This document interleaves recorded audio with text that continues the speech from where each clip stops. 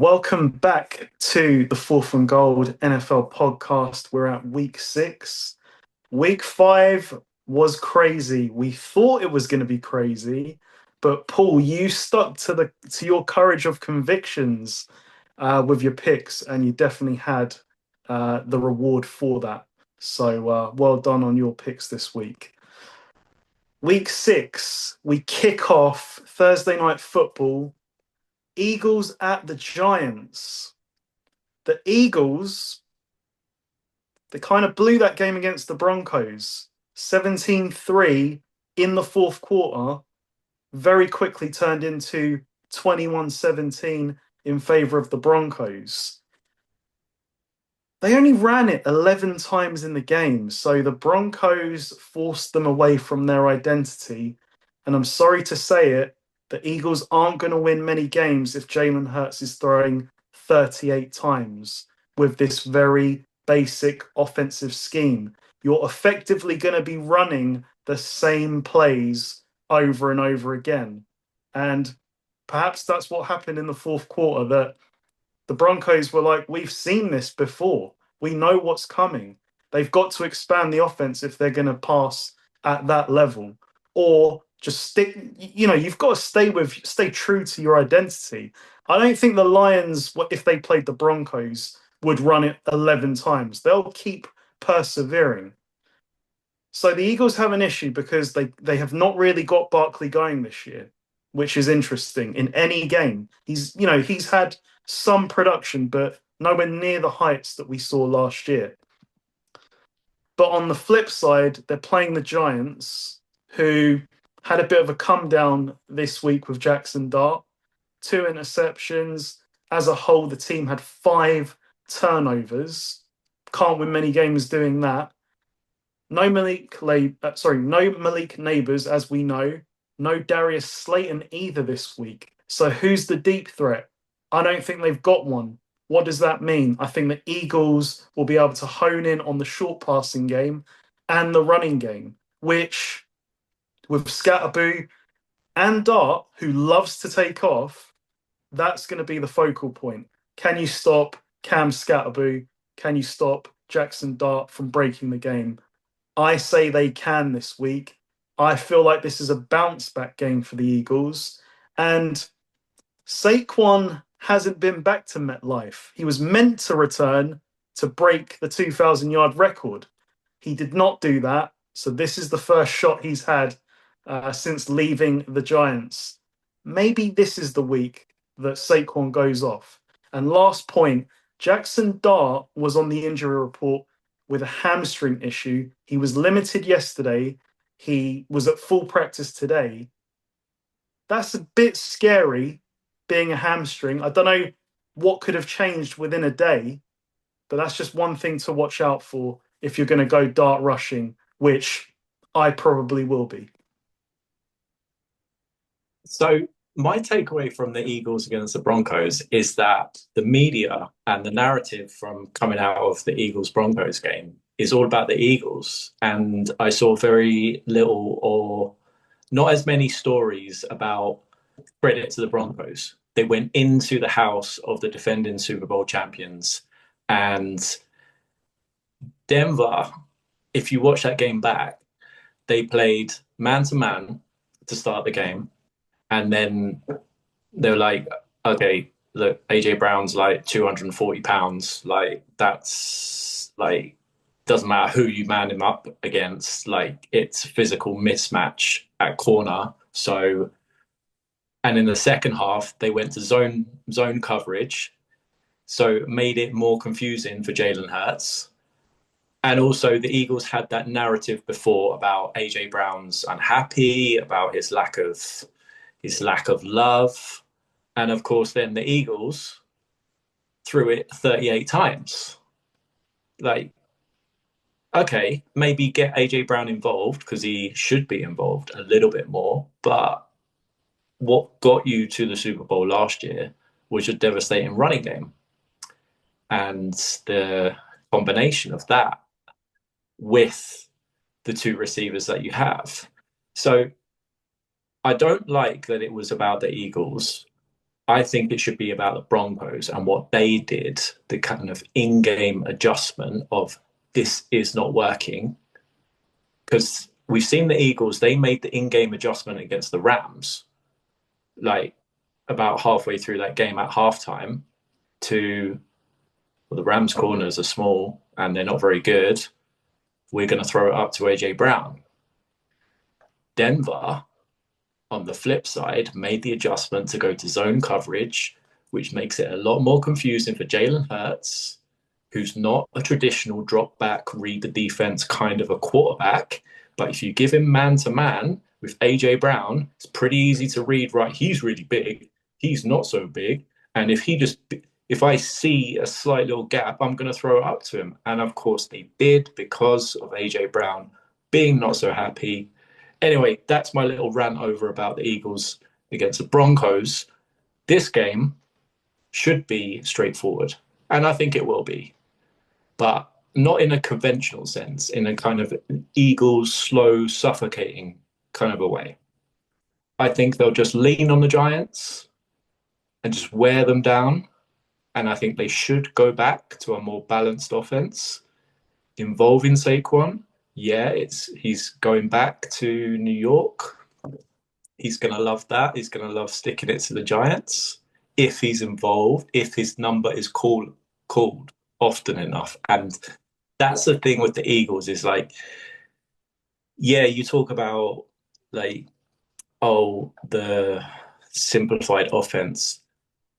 You can't keep losing your offensive coordinator. And eventually it seems like this year it's kind of catching up with them. It's the same offense though.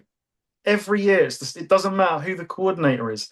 It's the same RPOs, slants, verticals. There's got to be input from the quarterback. And that's what people within the organization are leaking out to the media, that Jalen Hurts won't expand the offense. And it's almost like the offensive coordinator, to some degree, is just a figurehead. Not so much last year, though, because I think Kellen Moore would have, added some layers that he wanted. But I feel like this, the year before, when they were 10-1, and then it all fell apart. It's sort of going. I'm not going to say it's going to fall apart this year, but it feels like that year where they're sort of like, yeah, I mean, we're winning, but we're not really happy about how we're doing it, but we're getting the job done. That's how it feels so far. Look, I've said this before and I'm gonna say it again. You don't win the Super Bowl in September, October. You just don't. But you can certainly lose the Super Bowl in September, October. Hello, Baltimore Ravens. Hello, Cincinnati Bengals. Hello, maybe, I know you won't like this. Hello, LA Chargers. Two tackles gone down and you're kind of seeing it now. But you can also lose it in November or December, which is what happened 2 years ago. They were 10-1. They were 10-1 and lost 5 or 6 in a row. It was incredible. I'm just saying that there's early signs that this isn't working right now. They've got to change something.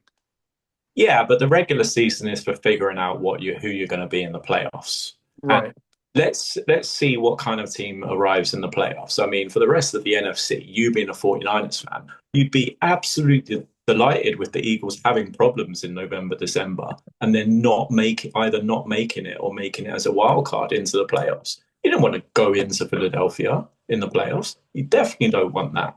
So we've seen it before. We saw their in-season struggles last year, but I don't know. Yeah, their stats are down. Their overall stats, their rankings are down. But back to this week. So the Giants, mad love is going around, and deservedly so, for Scatterbo, the running back. I saw the NFL films with Demario Davis, who's been around the league, saying just mad respect for you, bro. I love your game. I love your heart. I love the way you run. And yeah, I love that kind of player. Just come into the league and he just wants to take names. The Giants, I could see it coming. Not to credit myself too much, but I could see it coming last week against the Saints. just on the road, feeling themselves a little bit. And yeah, but they know the Eagles. I just don't think they're up to matching up against the Eagles, like personnel wise. And but I don't. I think it will be kind of close, just the nature of Eagles games. Um, It's just a shame that the Giants have these injuries because if Neighbors and Slayton were on the field, I probably think the Eagles still win, but at least you give them a scare downfield. Without that, it feels very much like the Eagles will be able to contain them fairly easily. yeah, I think there are more exciting matchups for the Yeah. rest of this week. So let's move on to that. I think the Eagles will win in a kind of an Eagles game, and just pay attention to the play calling if they, because it's very un-Eagles like that they are almost lit. It seems like they're listening to the outside noise now. It's very Yeah. Philadelphia like to be affected by things. So can they just go back to, can they find themselves? The regular season for these elite teams is just about finding themselves for the playoffs. That's what they should be doing. Because they're still, I mean, the concerning thing for Philadelphia was Jaden Daniels is back, and Jaden Daniels played damn well last week. So I'd be more worried. I'd be concerned about Jaden Daniels if I'm the Eagles. I'm not worried about the Cowboys at all. Sorry, media narrative and Cowboys fans, but I'd be more worried about Jaden Daniels came back and looks like Jaden Daniels last week. Yep. Spread is 7.5. I do think Yeah, the no, I Eagles don't know. will. I I think they'll cover it personally, but I think I it think will be we will like too, but slow. Don't touch it, obviously. yeah, yeah, it's a tricky game just because of like Divisional. who's gonna get the play call. We don't know if they're gonna be pass heavy or run heavy. With the Giants, the only you hit it like the only safe one would probably be Jackson Dart rushing yards, but he's on the injury report. Is that fake? Is that real? We don't know. Mm. I don't know. It's a stay away game for me. Eagles win, and yeah, can they stop noise getting out of the locker room? They play in Philadelphia. Like the media are not necessarily supportive. They're kind of the New York media, but maybe dialed down a little bit. So yeah, but they're not the Ravens and they're not the Bengals. Their season hasn't fallen apart. We love to do this. Like they're defending Super Bowl champions. Oh, they've got problems. Yeah, they've got problems that how many 30, 30, 31 other teams would love to have. So Yep. let's relax on the Eagles. So over to Sunday, we've got another London game. I'm not going to this game because, It's the quite Jets. quite frankly, it didn't appeal to me to pay money to see it live. Jets versus the Broncos.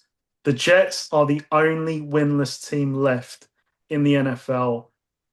They're terrible all over. It's a repeat of what I said last week. Aaron Glenn, take control of this defense before you get fired. The Broncos, as you said, I mean, they went into that fourth quarter last week 17-3 down. They had to basically have a perfect quarter, and they did. Touchdown, made the stop. Touchdown again, went for two, got it.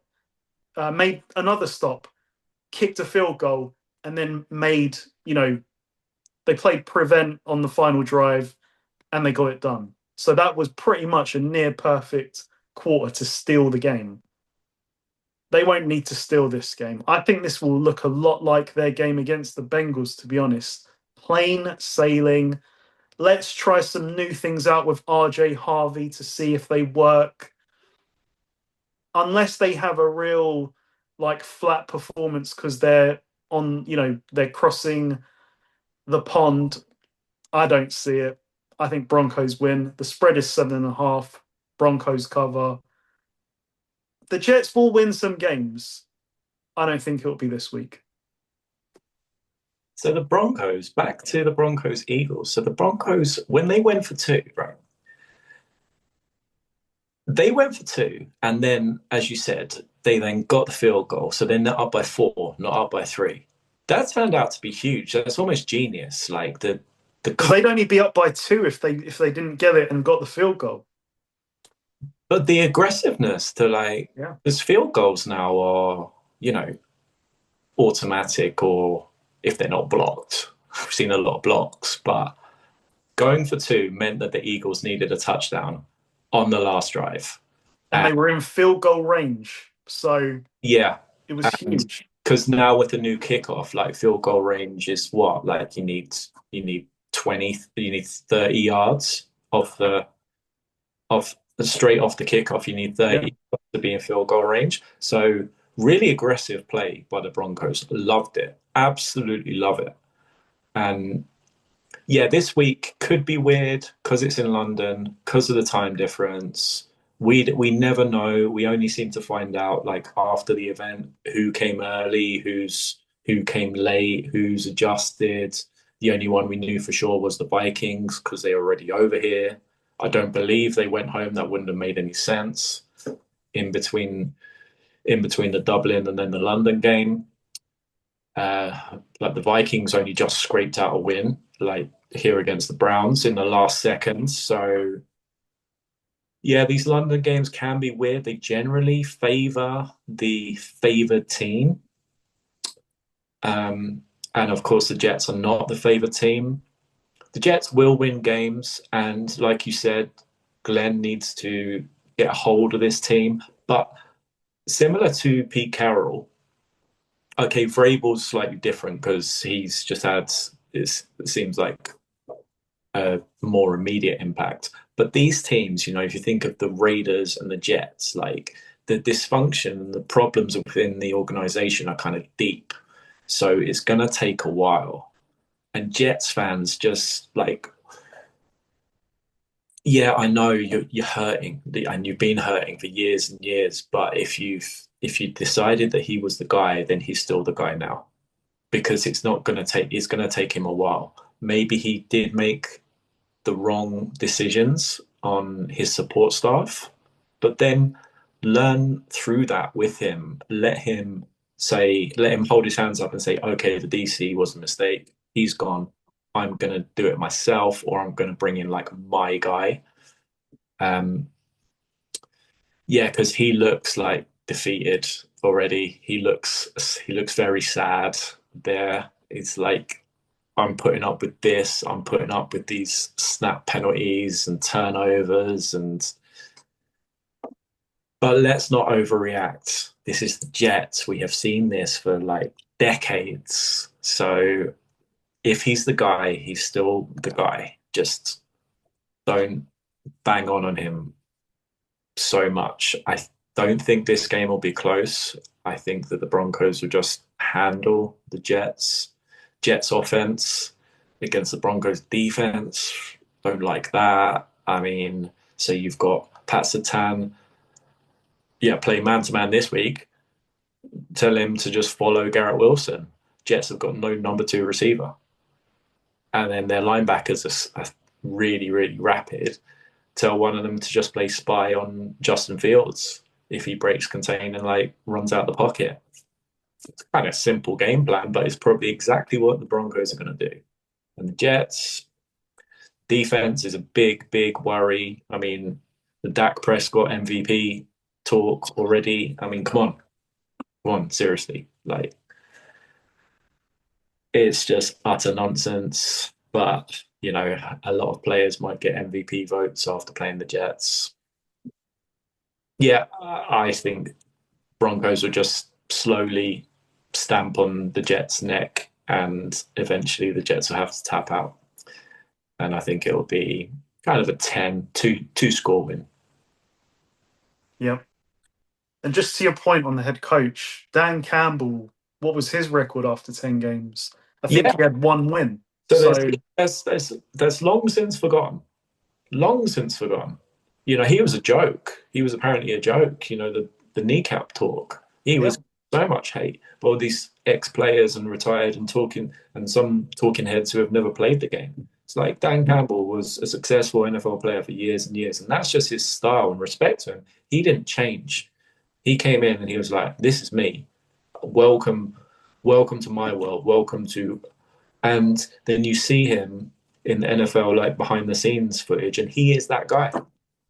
And they He, gave him time. yeah, they gave him time. So the Jets have to give Glenn time, but Glenn has to adjust. This is his first head coaching job. Like, let's just relax a little bit. This is the Jets. This is not the Eagles. This is the Jets. So what are you going to do? And as well, like, there's there's nobody. He was the best guy like a month ago. So he's still the guy. Yep. Okay. Next up, Rams at Ravens. Rams are favored by 7.5. That kind of tells you where we are with the Ravens. Defensively, they are awful. No Lamar Jackson means no chance, in my opinion. Don't have a lot more to say on it, really. I think that Nakua and Devontae Adams will go wild in this game because the Ravens are just a really bad team. I mean, the Texans looked pretty good on offense last week. That says everything. What do you think is going to happen when the Rams come to town? And Tutu Atwell, he's a funny one. It's like he has one catch that's like 60 yards every week. What I would say though is these running backs, like I like Kyron Williams. Who's the other guy? Corum. They couldn't catch a cold on Thursday night. I mean, the amount of drops and fumbles, like I hope they were on the jugs machines this week because that was a poor showing from them. Yeah, not a lot to say other than the Rams will win this and cover, I think, easily because I'm basing this on the fact that Lamar is definitely not playing. If he plays, maybe they cover, but they're still not winning this game. And it's frustrating from a 49er fan that this is the case because this is one of the games I was banking on the Rams to lose. Come on, man. They gave you a win last week. They could have just taken the tie. They could have just taken the tie, but they went for the win. So respect to the Rams. They went for the win, at least. There's no respect for the Rams. Okay. No, no, there's respect for the Rams because we own the Rams. So, I respect them. They went for the win when the tie was there. The tie was theirs. The 4-1, the tie is theirs. There was still time left. There was less than a minute in overtime. Plenty of time for Shanahan to dust. This gets me started on the overtime. So the overtime, why is it 10 minutes? It's got to be 15 now because they say you're guaranteed, and I'm not going to take this point from Florio on PFT because this was a good point. They say every team is guaranteed a possession, but what if the first team has a 10-minute drive? Yeah. I think they've got to expand it for 15 minutes. They reduced it initially because they wanted, the games were too long. I don't care. I want to see the end to a great game. So, in fairness, the Packers settled for the tie against the Cowboys. The Rams wanted to win. Not sure that play call was the right call, given that Stafford was cooking at that point. Keep the ball in his hands. 4-1, but when they ran, I was delighted to see that. Thank you. Absolutely. That gave us a chance. Because you've got to earn the yards, and it's nothing's easily earned, like running the ball straight up the middle. And the 49ers were ready for it. They knew that was coming. Yeah.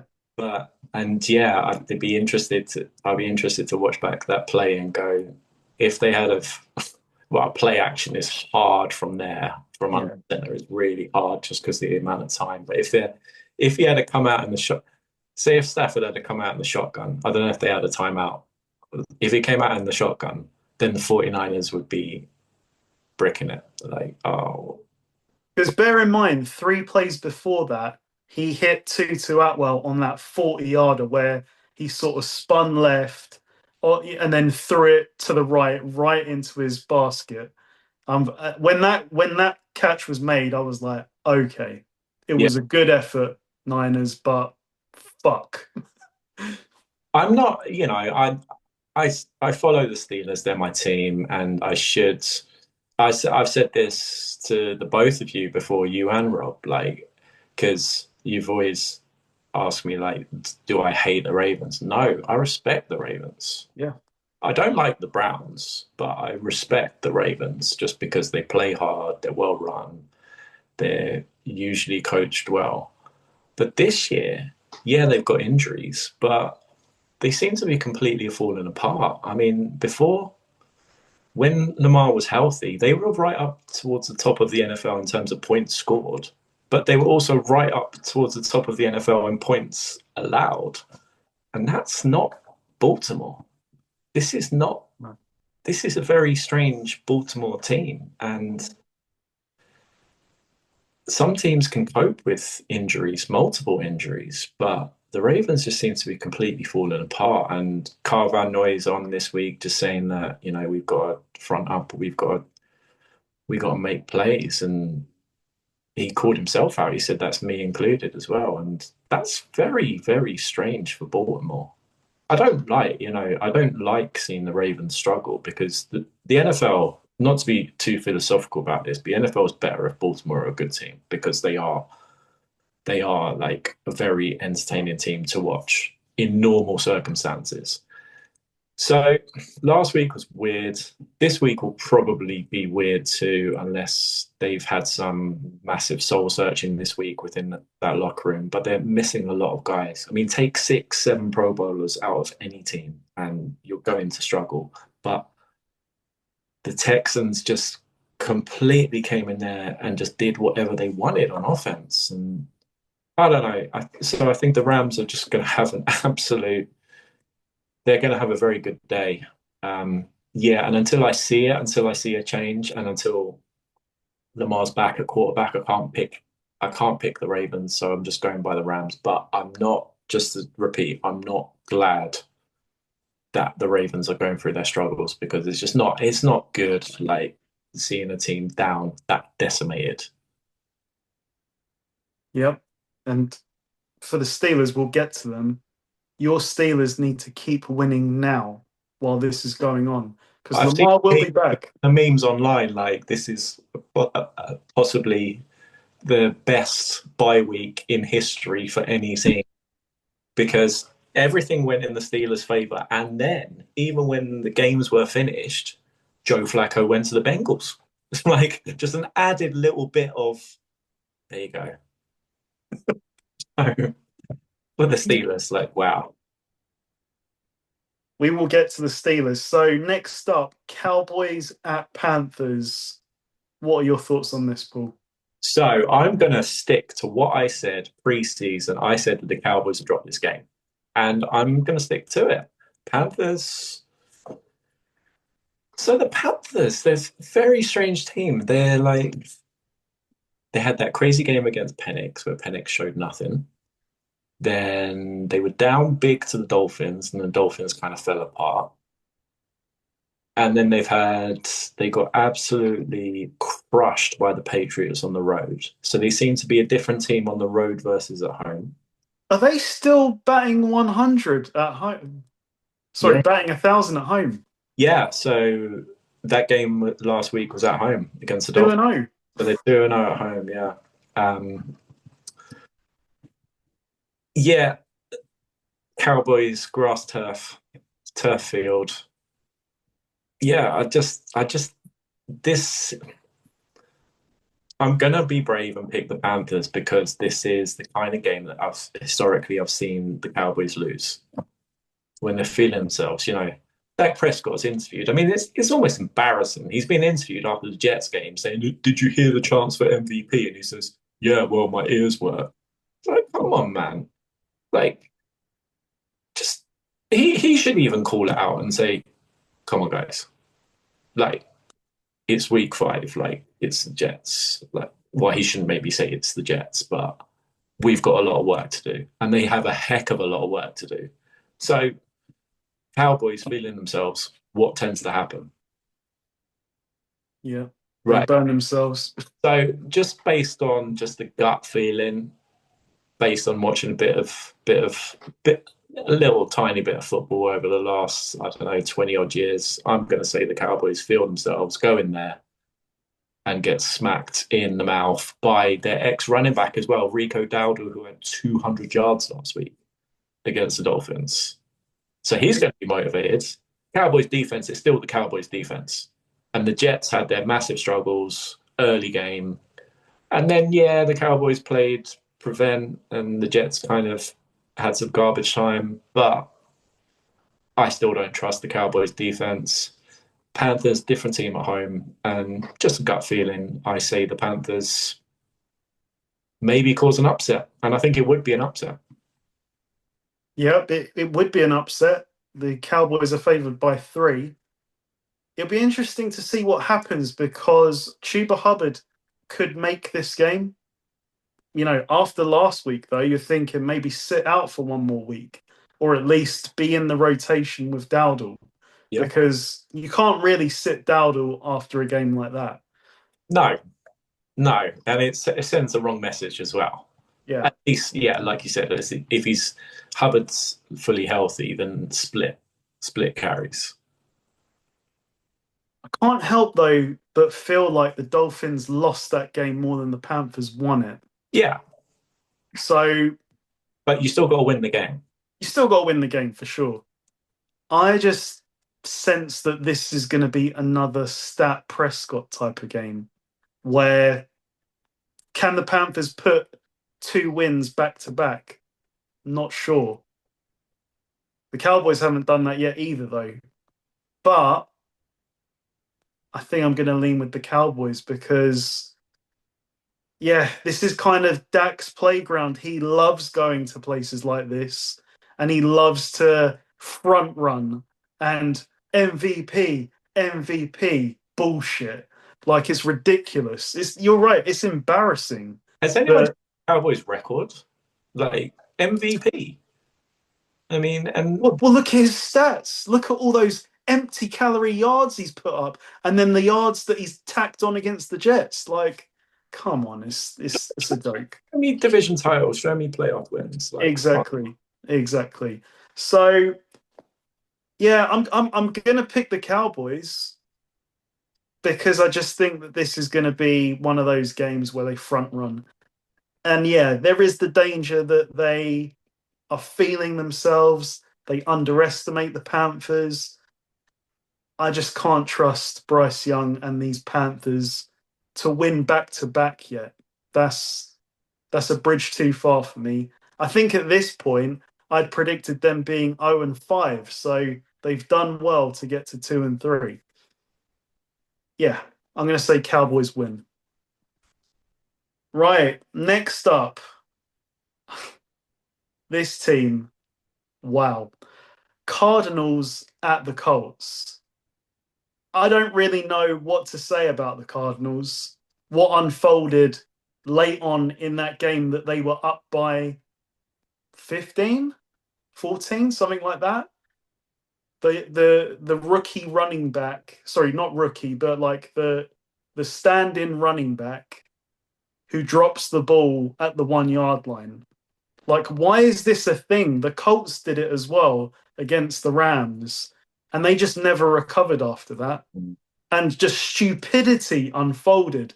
Like, Kyler Murray, him and the center weren't on the same page, and the center has somehow ended up snapping the ball, and it hit Murray in the helmet. And I think he went into the locker room for a second because, like, they wanted to check if he was concussed. And I was just sitting there thinking, what the hell is going on here? And that wasn't the end of it. The Cardinals make the interception, but the guy then fumbles it, and it's recovered by a Titans player in the end zone for a touchdown. Like, you just can't. There was so many things that had to go wrong for them to lose the game, and then the coach, like, physically putting his hands on the running back. I mean, it's hard to blame him, but that's a tough look on the coach. I've said enough about last week. The Colts, it's your team, isn't it? Like the 7 out of 10 team, you know what you're going to get from them. The Cardinals are, it's the body clock game, 10 a.m. I don't want to sound like a broken record, but once again, it feels like Jonathan Taylor is going to explode again, like he did last week and the week before. I see no hope for these Cardinals this week. And Kyler Murray, the passing's really not great. This offense doesn't offer a lot if you can stop their running game and contain Murray from scrambling. So Colts win. I think the spread is 7 again. I mean, they destroyed that spread last week. Probably won't be that big this week, but I think they'll cover. It's like the Cardinals. I'd like just the media narrative. Like I don't watch a lot of Cardinals football, but I watched last week against the Titans, and if ever a game's going to break you as a team, it would be that game. And the the coach coming out and saying, "Yeah, it wasn't about one play." I don't know. I think it kind of was. Well, it was about a few plays, but that was the one play because that then turned into you lost seven. It was a 14-point swing because then the Titans went and scored. Yeah. And yeah, just you could see the Cardinals were just kind of broken after that play. Um, but you shouldn't laugh at another team's misfortune. But it's completely self-inflicted. Just don't celebrate until you've actually crossed the goal line. Like it's just so dumb. It's so dumb. Yeah, the Colts. I mean, I didn't like the Colts coming into the season. I still own it. I don't. I. But the Colts, I was maybe sleeping on the head coach and the difference that the head coach does make to a quarterback. An offensive-minded head coach in Shane Steichen, who is making a difference with Daniel Jones. Jonathan Taylor's still an absolute beast. The defense is, while not full of superstars, really well coached, and they put in a good effort. A lot of this game is about effort and heart. They don't make a lot of mistakes. And there's a lot of teams in the NFL who do make mistakes, and they're playing one of them this week in the Arizona Cardinals. And I just think they're going to be too well coached, too well organized, and they'll cover the 7. Yeah. Enough said, I think. This next game, I think, might be the game of the early window. Seahawks at the Jaguars. What say you on this one, Paul? Let me see. What is the spread? Yeah.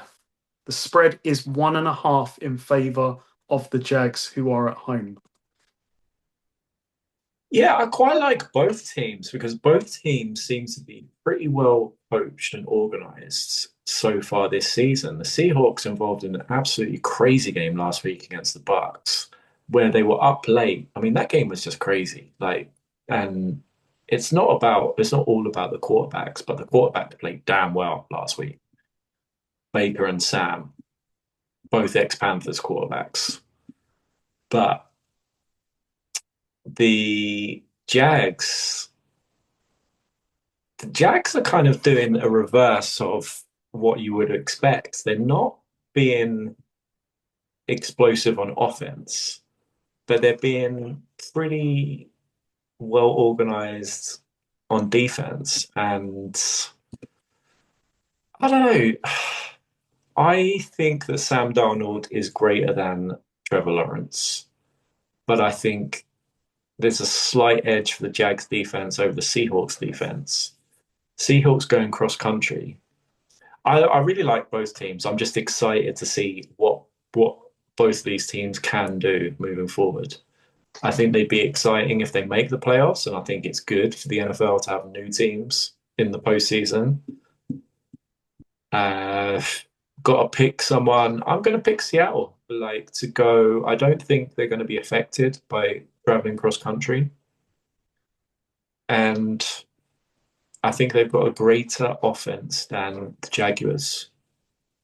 So yeah, I think the Jags will probably drop this one, but the Jags have had a great start to the season, and I think they're now because now their defense is playing well. I think they're going to be around for a little while. Mm. Then they're going to challenge the Colts and the Texans because the Texans, I know you're hating on the Texans every single week, but the Texans are going to come back into it. Oh, That no doubt, no great doubt. game for them last week, like that's going to turn them around, I think, Mm. massively.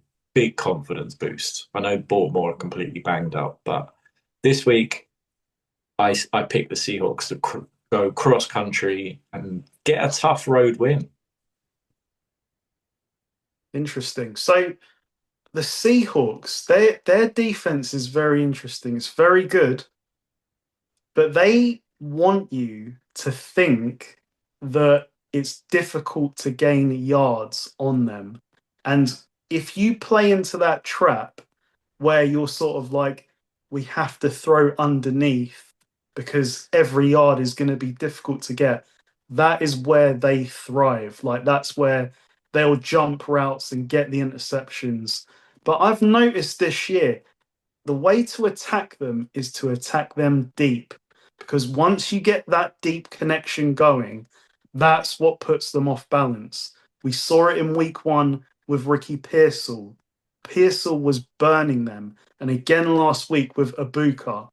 That is how you can attack this defense, which is very, very good. I'm not throwing no slight at them. I'm just saying this is the route I think you have to take to attack them. And the Jags have got the players to do that. They can do that with Brian Thomas Jr., who's now coming back after a very slow start. And I just want to say on Travis Hunter, it's what I said in the off season. Focus your full attention on being a receiver because the last couple of weeks we've seen some spectacular type of catches. That one against the Chiefs, in double coverage. The one against the 49ers where he made the big leap for the grab. I think this guy can be pretty special as a receiver. I don't know how special, but I see it already. I don't think it's worth his time to be a DB. Just specialize on this and be as great as a receiver as you can be. But the Jags defense on the other side, really good so far, but they can give up chunky plays. And with Darnold and the Seahawks number one in Jackson Smith and Jigba, I think he's going to have a big game in this game. I suspect it's going to be very similar in some ways to the Chiefs game, where it's going to be back and forth in the fourth quarter. I fancy this to be high scoring again with the Seahawks, but I'm going to side with the Jags because I just think they've got a lot of weapons here. The Seahawks trenches have improved, but have they improved enough with all the different speed options that the Jaguars throw at you? You're going to have to deal with Thomas Jr. You're going to have to deal with Hunter. You've still got ETN to worry about. And let's see if this dual threat Trevor Lawrence continues because he hasn't really been running. And I guess the way that the Chiefs were maybe shutting down certain routes meant that Lawrence took off a lot more, like a lot more. He'll need to do that again this week, I think. So, yeah, I'm going to take the Jaguars. Next up, Chargers at the Dolphins. I mean, the Chargers are just completely banged up at this point. Like, their offensive line is decimated. Both their running backs are down. I don't know who's at running back. So that tells me this is the type of game where they're going to have to put it in Justin Herbert's hands. Do the Dolphins have the pass rush to take advantage of the O line or, the lack thereof? I don't think so. And I seem to remember someone on this pod saying earlier this year the Dolphins can't cover anything. So that makes this decision quite easy for me. Jim Harbaugh, even with a depleted defense, it's a Jim Harbaugh defense. They will give to a hell. I don't think that Herbert's been the most pressured quarterback in the NFL. I think he'll be able to meander that this week. And I think this will be a bounce back game for their new number one, Quinton Johnston. There's plenty of other weapons on this team, though. Even if there's no run game, they've got Keenan Allen, who he's still Mr. Reliable. And as much as it wasn't a great performance against the Commanders, they were getting more to McConkey. So we'll see if this rebalancing of targets continues. The Dolphins, it's just a sorry team, really. Like, they have talent. They do have talent. And they'll make a game of this, but I can't trust them after last week. No way. Not against the Jim Harbaugh defense either. Chargers win. I think if the Chargers don't win this, then they're in big trouble. Oh, yeah, they're in huge trouble. They're in big, big trouble. This, like, the start of the season was, well, barring the injuries, of course, was pretty good. Like, they beat the Broncos and the Chiefs in division. And now, since that point, it's gone the other way. And if they don't handle the Dolphins, then big questions be asked of the Chargers. And I think the Chargers are in danger of not even making the playoffs if they don't win this game. These are the games against a team like the Dolphins, who fell apart last week against the Panthers when the game was there to be won. And the noise coming out of Miami is not good. Even Minka, who doesn't talk, Minka is calling out the rookie, the first round draft pick, questioning his work ethic. You don't know, like, he's a kid and then he gets paid all this money and then he's in a subtropical climate and he's surrounded by guys who I call them a team of mercenaries. And, you don't. The Dolphins seem to be like when things are going well, they go very well. When things are going bad, they go very bad. And at the moment, things are going bad. But so I trust the Dolphins to kind of give the Chargers the opportunity to win this game. Can the Chargers take it with their injuries? I'm going to say yes, because they absolutely have to, because there's tougher tests ahead, way tougher tests ahead for the Chargers. So yeah, I'm gonna call my shot now. If the Chargers don't win this week, then they're out of the playoffs. That's it. They're done. And I think that's fair. I think they'll still hang around, but I didn't have them making. Did I have them? I think maybe had them as a 7 seed. But I think you had the Broncos as the 6 seed and the Chargers as the 7, and I flip flopped with you. Yeah, I'm not. I wasn't as high as on the Chargers. Obviously, everything's in hindsight now, but yeah, Jim Harbaugh's going to have another one of his great coaching jobs to keep this team together with the injuries, because you can have injuries. Like if you're down a linebacker, it's a lot easier to hide than you're down your 2 tackles and 2 kind of Pro Bowl level tackles. You can't call up a team and make a trade for a tackle in season.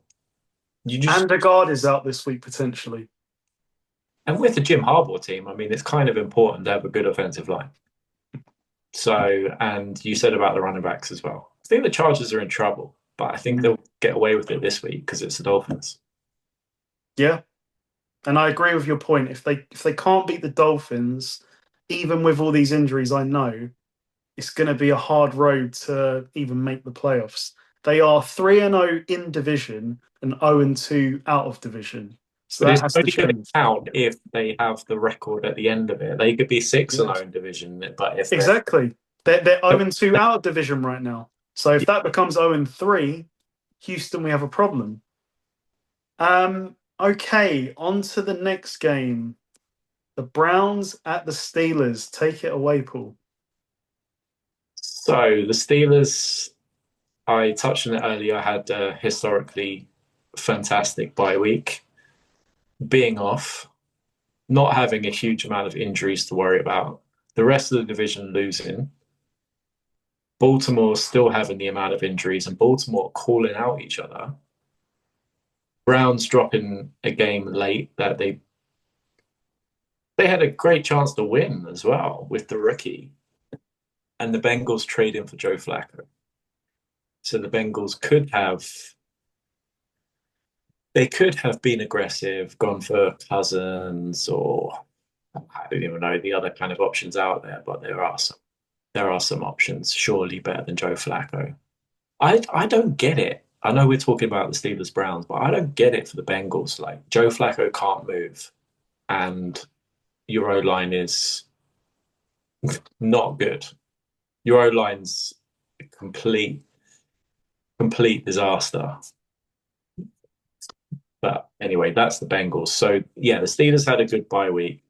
Steelers have had a week to rest up. The Browns are coming back from London and not choosing to not take their bye week because I believe you're given the option when you play internationally of yeah, you can have it. If you choose to have it after the international game, the NFL have to grant you that bye week. The Jets have passed on it as well, just to add. I mean, yeah, but is it going to be relevant for the Jets? I mean, yeah, but the Steelers Browns. So the Steelers showed you how they want to play against the Vikings. Rodgers had Rodgers used his 41 years of experience on this planet to playing against Brian Flores coach defense. Like, right, I'm going to take the play clock right down to 1 second to see what to make them show me what they're doing, or make them give me their last tell of what they're going to do, and then I'm going to get rid of the ball within 2 to 3 seconds. And that's really hard to play defense against. And that's what Rodgers kind of brings to your team. He brings that kind of veteran know-how, and he does manage the line of scrimmage. Let's give him credit. I mean, he's been around this league a long time, and it helps when DK Metcalf's just an absolute freak, and no one can tackle him when he gets going in the open field. And they got Kenneth Gainwell going. Gainwell gained extremely well in Dublin. Sorry, excuse me. So used to these games being played in London, and yeah, they might have found something with Gainwell. It should have finished on 99 yards. It's kind of annoying, but yeah, that was the Steelers game. Like they played efficient on offense. They had a couple of big plays. They found their running game, and their defense gave up yards, but then took the ball away. They took the ball away when the game was kind of it was a question mark. The Steelers defense played damn well right up until the end. When Tomlin made some questionable calls. But this is the Browns. This is the Browns in Pittsburgh. Steelers should handle this game. The Browns, you've just got similar to, I think Rodgers will get rid of the ball so quick that Myles Garrett from this Browns D line is not going to be as much of a destructive factor as it could be against another quarterback who's not as experienced. But I'm interested to see if the Steelers' run game can continue, and hopefully that does. But that's how the Steelers want to play, almost like chop up that game, the Dublin game, and go right. That's the Steelers' game that they want to play in the kind of moving forward into the playoffs. But while everybody's down, while the Browns, Bengals, and Ravens are down, the Steelers need to crack on, and they need to like keep going and handle this game, which I think they will. What's the spread? 5.5. Oh, Steelers game 5.5 is, yeah, just Steelers money line, and I think they're going to feast on Dylan Gabriel. I think they really are. I think the Steelers defense is going to come out the last couple of weeks. Well, the last 3 weeks, obviously, because they were on the bye this week gone. Steelers defense coming off a bye, rookie quarterback, coming back from international, no bye week. Bad news for Dylan Gabriel. I think it might be night Dylan Gabriel. I think he's going to be. I think he might be in the concussion tent a couple of times in this game. Dylan Gabriel, like I don't want to make like a too strong a statement, but the arm talent is underwhelming. Like seeing him live in person. Come on, man! It's his first game. Yeah, but like the arm isn't really there. Yeah, Like, can he run an offense? He probably can. Like, that's something different. But if you're looking for like explosive plays, it's going to be hard with do him. you mean the arm strength or the Yeah, both accuracy. But then I'm not going to hold him to the accuracy in yeah? his first start. But in terms of strength, Because it's you not could say, I'm playing devil's advocate. You could say Lamar Jackson, Josh Allen, when they first came into the league, they had the arm, they did not have the accuracy. he doesn't have the arm. Yeah, that's a problem. If you've got a noodle for an arm, if you've not got the arm strength, like if the ball kind of floats, it gives DBs extra time to, oh, it's coming that way. Right. I'll Exactly. break on the ball. And yeah, and you get your receivers hurt as well. Yeah. I mean, it's, like I said, I can't make a big judgment on him on one game. Like, it's his first start. Um, but yeah, certainly like arm strength not there. We'll see if he can run an offense. What I would say about what I saw out of the Browns, there's just two people to stop. The Steelers just have to stop Quinshon Judkins, who I love. Love Like he's exactly as advertised. He lived up to everything I thought he was. Like the way that he runs with violence, stop the run game, and then also stop my man David Njoku, who absolutely loves being a football player. The way that he came out, like he's really playing up to the crowd, the catches that he makes. This guy is huge and he's hurdling players, like jumping, I don't know how far in the air. Like, if there's one player that I would love to see traded this year, it's Njoku. Give him a proper team where he can shine because I do rate him. Like this is one of the top. I'm not going to say he's like the top tight end, but he could be very, very good with a decent offense, I think. You know, he So gained 40 pounds in this off season. you can see it. 40 pounds. But the guy's super athletic. He made some huge catches on some Gabriel kind of like floaters. Yeah. And I just think that if he was in a proper team, like, you know, for example, Kelsey's coming to an end, Chiefs, like you might want to start thinking about the future now. I think he's got a role in a better team. So the game plan for the Steelers defense is simple. Don't let Judkins go off and just take Njoku away. Because really, Judy was really underwhelming for me. Like, not making the catches that he should have, couldn't really get open. And then if you look on the other side, the interesting matchup for me is DK Metcalf versus Denzel Ward. Now, Ward really kept Jefferson in check, but he didn't follow him. So every time Jefferson was on the other side, Jefferson made a big play.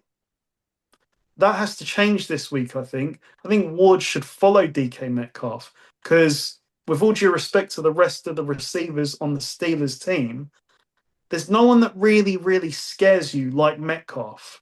And, if I'm Rodgers, and I'm Arthur Smith, find ways to get the ball in DK Metcalf's hands in space, as we saw 2 weeks ago. when he just exploded for that, what was it, a 70-yard touchdown? I never really like saw him yards after the catch in Seattle. It was always sort of like big play. I suppose he had the odd few, but he's leading the league, I believe, in yards after catch, and you can see why. I can't see the Browns winning this game. As I said, stop Judkins, stop Njoku, you win this game because Gabriel, to me, so far after one game, I know, isn't very special. But it's, yeah, like you said, you either have the arm or you don't have the arm. Right. And And I it's, don't think he's got the arm. yeah, and arm strength is nothing about nerves or environment No. or coaching. But that's the Browns and their pre-draft kind of intelligence. I mean, Josh Allen, nobody came out and said like, "Oh, we're worried about the arm strength." No. It was just we're worried that the ball goes too far or it doesn't. Yeah. Yeah, it's not going anywhere near the target, but he can get it down there. He can Mm. get it. Yeah, Yeah, Josh Allen was like super erratic in his rookie year, but you could see it. Like he had the arm. I yeah. didn't like in person. I didn't see that with Gabriel. Okay, we move on.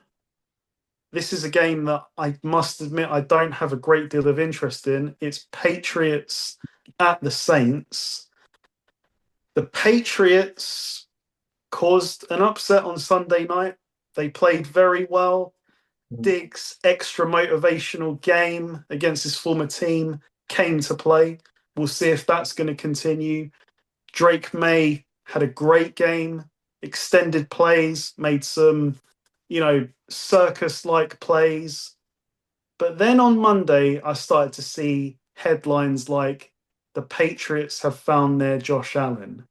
Can we calm the fuck down, please? Because it's a very small sample size. And yes, he played very well, but let's just slow down and let's see how this continues. The run game is being led by Ramondre Stevenson, who 2 or 3 years ago I held in high regard. I no longer hold him in high regard because he can't hold the ball. They lost Gibson for the year, which gives Travion Henderson the opportunity to move up. I think that they should really start making him the focal point, not Stevenson. I know Stevenson got a few touchdowns. I mean, they handed it off to him at the 2 yard line, so whoop de doo. But he's a fumble machine now. Like it's been proven this year. The Saints kind of went off against the Giants. Like their passing game got going. Like Rattler made a few big plays in that game. So this one's a difficult one to call. It's in the Superdome as well. The Patriots are riding high, and often when that happens, they come crashing down. But it's the same with the Saints. They've just come off winning their first game of the season. I want to pick both of them to lose, honestly, because I haven't really got a strong feel for this. I'll go with the Patriots. That the last time I was in a coin flip was Patriots Panthers, and they didn't let me down there. So I'll simply go on that basis. But as I said, everyone on Drake May, calm the fuck down. Let's see what he does for the rest of the season first. Yeah, so the Patriots Bills game, my takeaway from that game is that the Bills have done this a few times this year and got away with it. And this week, that week, last week, they didn't get away with it. Mm. They, like you say, every week they play around with their food and they let the Patriots hang around. And then it hurt them at the end of the game. And I don't think the Bills are as exceptional as what we thought after last week, because eventually it does come back to haunt you, and it did. And the Patriots, just the talk this week is just ridiculous with the Patriots. Oh yeah, they're going 11 and 5, 11 and 5, 12 and 5. Look at the Patriots schedule. Like, who, tell me who they're going to lose to. That was the toughest game on their schedule.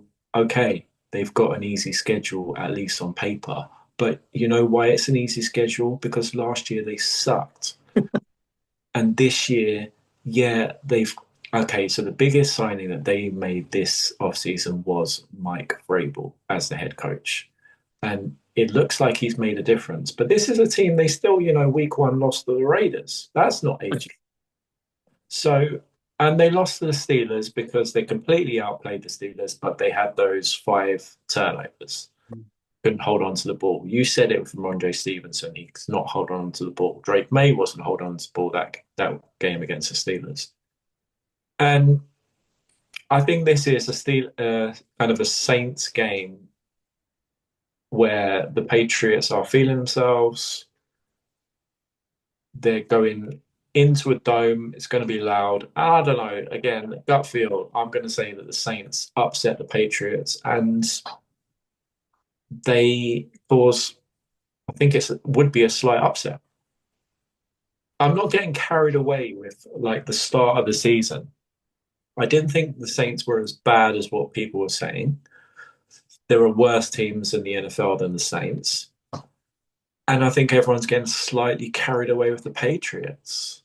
That, okay, yeah, but yeah, they might have found a good quarterback. Okay, but the rest of the roster, yeah, Diggs, okay, Diggs maybe they found the left tackle. The future's bright, but you've got to have more guys than that. And I think there's going to be ups and downs with this Patriots team. Don't think Vrabel can perform miracles. I think they'll still be around, but I think there'll be ups and downs. And I don't know, gut feel, I think this will be a down week. So call me crazy. I'm going to pick the Saints. They need Diggs to keep going off. That's the thing as well. Like if Diggs kind of goes back into inconsistent mode, their offense will come to a halt. I've actually been impressed with the Saints, though. Yeah. The Saints hung around against the Bills. So the Saints went into Buffalo and didn't lose by much. And the Patriots went into Buffalo and, I mean, the Bills. The Bills had 3 turnovers as well. Yeah. So. Yeah, I just think we can kind of overreact early season. And the Well, Patriots. Drake May is now the next Josh Allen. Yeah. Just a Yeah, little bit. Patriots fans are kind of showing themselves a little bit to be in a similar ballpark to Cowboys fans, with just being a little bit annoying. Okay, right, you just won a game. Okay, just relax, man. Just relax. I know, like, you've sucked for a little while, but it's one game, okay? Let's see. Let's see. Give us 2 years of this. Let's see. Next up, this is a game I will not be watching. The Titans at the Raiders. I honestly don't care about this game. I'll be honest. Cam Ward can make plays, but he can't do it consistently because of his support system. Simple as that. The Raiders, Gino is at an all-time coldest level that I've seen him since he kind of had his resurgence with the Seahawks. I don't know if it's going to end. I don't know. It surely has to, right? But I think it tells you that the support around Gino was important. He had deep threats, like legit deep threats with DK Metcalf, a younger Tyler Lockett, and an up-and-coming Jackson Smith and Jigba. Who can you hold your hat on? Like, with this Raiders team? What, Jacoby Myers Yeah. or the other receiver that is getting some volume? But it seems like teams are just saying, well, we'll take Bowers away. He's also been banged up. And there's not a lot there for Gino. And then you got Genty, who, they're getting him the ball and he's making the odd big play, but that can't be your entire offense.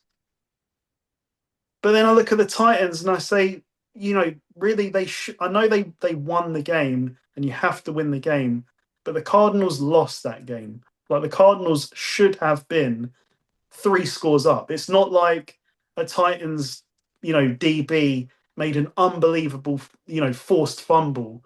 Like the Cardinals really just like shot themselves in the face like three times. So just on a gut feel, I say that the Raiders win this game. And maybe this is the week that Gino can come back a bit. It's scary though. It's very scary. You can't trust him at all. But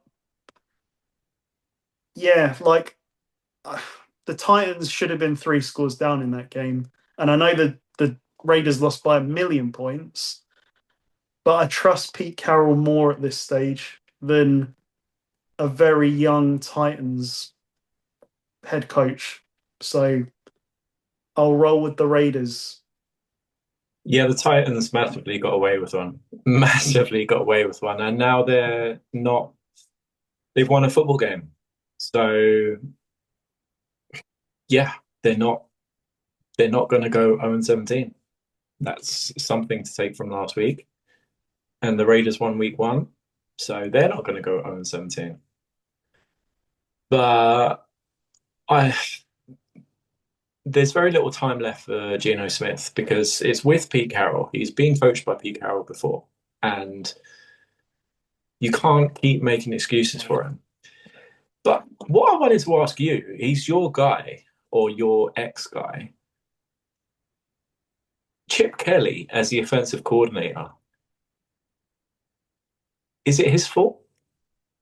I I never thought he was a good. I never thought he was a good head coach. And I don't think I was confused when Pete Carroll hired him as his OC. I know this sport is about relationships, but Chip Kelly to this point has a long history of, I mean, his work's out there. So Pete Carroll would have had other options. So has he brought him in as his guy? And now I'm not watching a lot of Raiders football, but what I am watching, at least offensively, I'm not impressed with. And I wasn't impressed with a lot of what I saw before from Chip Kelly coached teams. Oh, So yeah, I mean, I've got to say that the Chip Kelly year with the 49ers was simply the worst year that I've been a fan of the 49ers. His offense in that year was terrible. Now, what I've listened to is that he went through a bit of a change when he was in college. So he left the NFL, went to college. I think, and I might be wrong on this, but I think that he was the OC for Ohio State when they won the championship. But it's just little things that you hear before the season, and maybe this doesn't matter, but he told Genty that you have to change your stance, you know, like pre-snap. And suddenly, like, Genty can't run. And mm, now Genty's back into his original stance and he's making plays. Well, he's making some plays at least. So I agree. I can't really tell you because I don't know. I haven't watched enough Raiders football to really make that judgment. But what I have seen is just like the wildest interceptions that you'll see. Like Gino threw an interception on the first play of the game against the Chargers. So that's what we're kind of dealing with here. And it's a lack of talent, but I can't imagine from my history with Chip Kelly that he's raising them up. we haven't seen Gino have a cold streak this long since he was playing for the Jets. He would have snapped out of it by this point in Seattle. new. True. So he's due. I mean, he's overdue now. Overdue. So if you're going to snap out of it, I think Titans week might be a good week. Yeah. Is that home? It's in Vegas. It's in Vegas. Yeah, I say the Raiders. I think the Raiders win this game. I am gonna watch a bit of this game because now I'm into this Chip Kelly narrative. I want to see if there's something to it. Yeah, Pete Carroll. Just if Chip Kelly is the problem, get him out of there because yeah, Pete Carroll wants to be in Vegas for a while, and it will take a while. It will take some time with the Raiders. The the pain is deep with these Raiders kind of Jets teams. Yeah, Raiders win. Interested to see Cam Ward just continue, and yeah, Chip Kelly. I want to see. I want to see the play calling. Yep. On to maybe biasedly what I think is the best game of the second. Well, actually, no. The third window.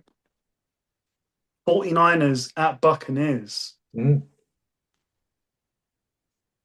The 49ers, before I get into it, they did catch some breaks on Thursday night. It was Yeah, a great win. yeah, We yeah. own LA. I can't say that enough. We run LA. But we definitely caught some breaks. Like I was saying before, Kyron Williams and Corum couldn't catch anything. And, fumbling. And,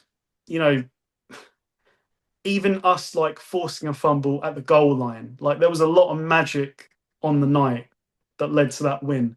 McVay with kind of a out of character bad play call on 4th and 1. But we are 4-1, and I know I raised eyebrows at the start of the year when I said that they would start 5-0, but here we are, and we should be 5-0 if not for, some bad execution against the Jaguars. And that's with 25 injuries. So I'm going to start the campaign now because he never gets the credit he deserves for Kyle Shanahan for Coach of the Year. Long way to go. But right now, he should be the leader in the clubhouse. I know that Liam Cohen's done great, but we've got 25 injuries and we're 4-1. And yes, favourable schedule, but the Rams was a legit win.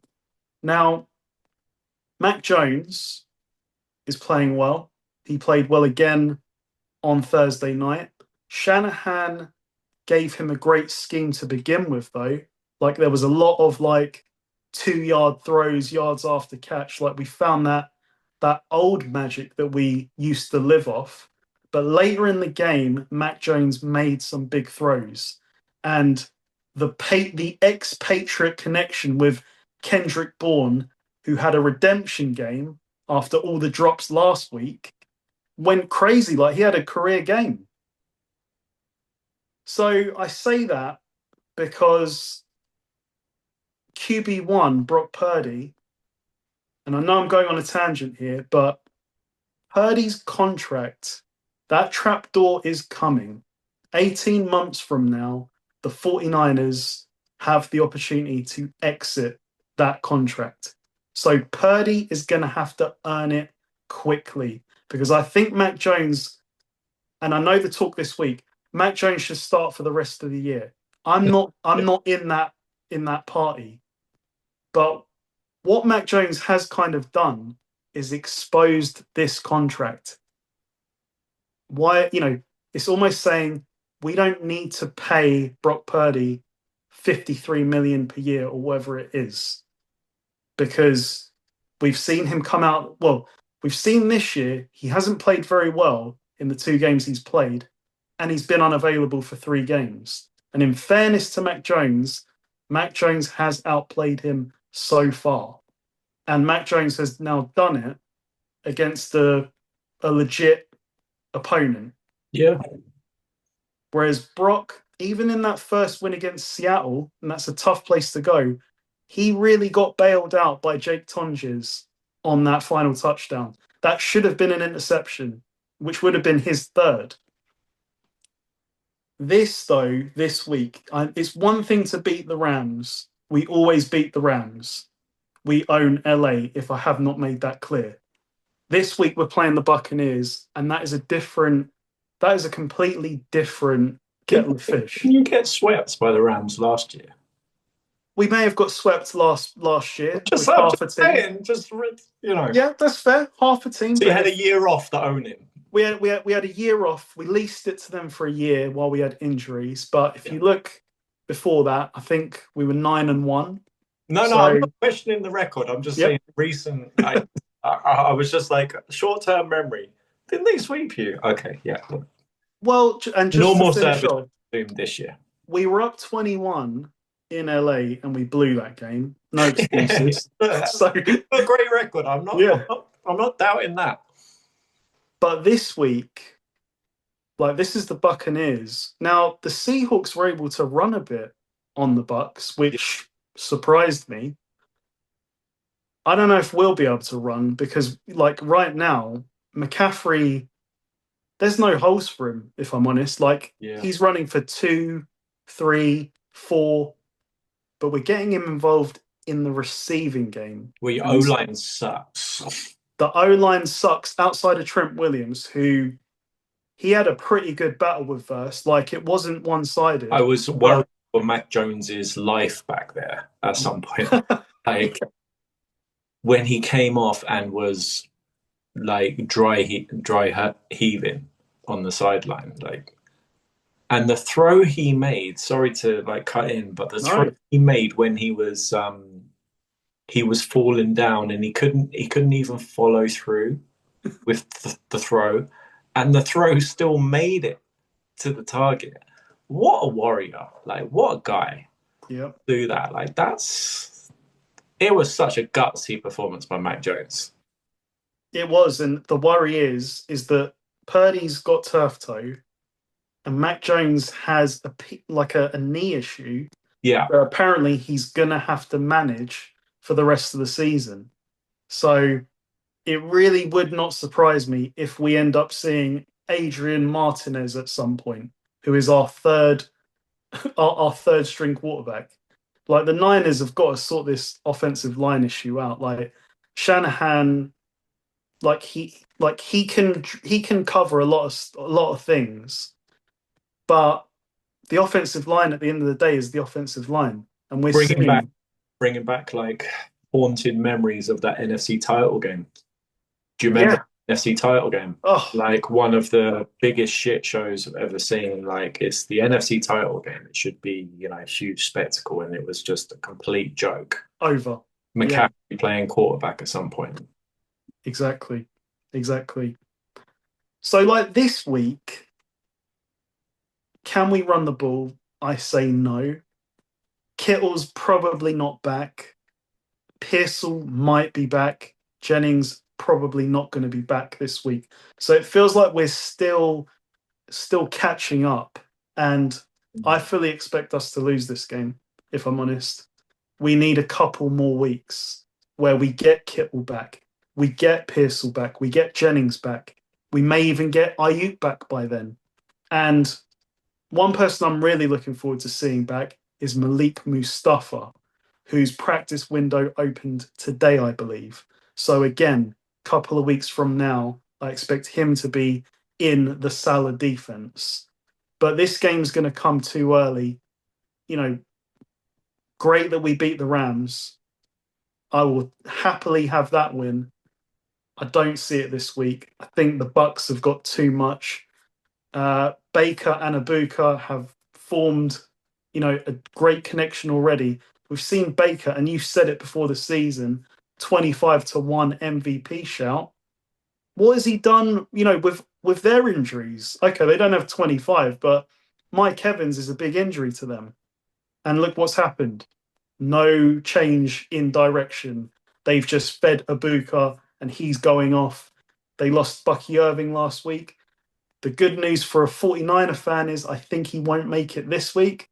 But White stepped in and, made plays as well. So I don't see it this week.